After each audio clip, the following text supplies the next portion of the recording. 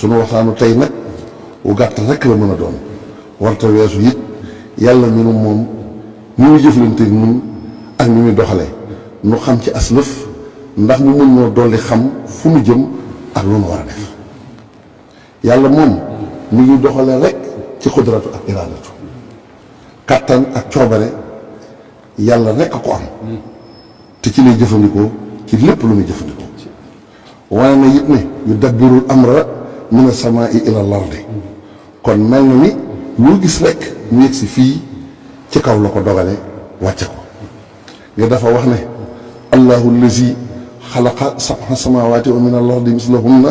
yatanazzalu al-amru baynahunna li ta'lamu anna allaha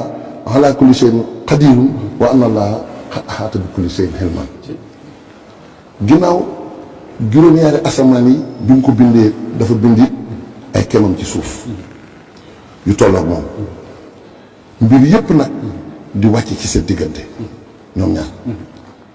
kon ni ñu koy wàccee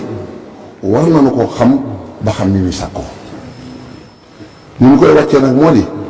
asamaan yi juróom-ñaar la asamaan su ne àlluwaa nga ca àlluwa ju ne jaamu bi yàlla bu ne am nga ci ak dikk ci lu ne ba àlluwa yëpp àgg waaye nag juróom benn àlluwa yi moom mu daal di am lu mu ci wax li mu ci wax moo di li kulli ajalin kitaabu dig bu ne am na téere yamhu llahu ma yashaa'u wa yuthabbitu yàlla dana ca far lu ko soob saxalaat ca leneen wa indahu ummul kitaab bi moom mooy juróom-ñaareel bi lenn lu ñu ci xas bind dara dootu ko taxaw léegi nag mu tekk ne yamhu llahu ma yashaa'u wa yuthabbitu mu ne loolu nag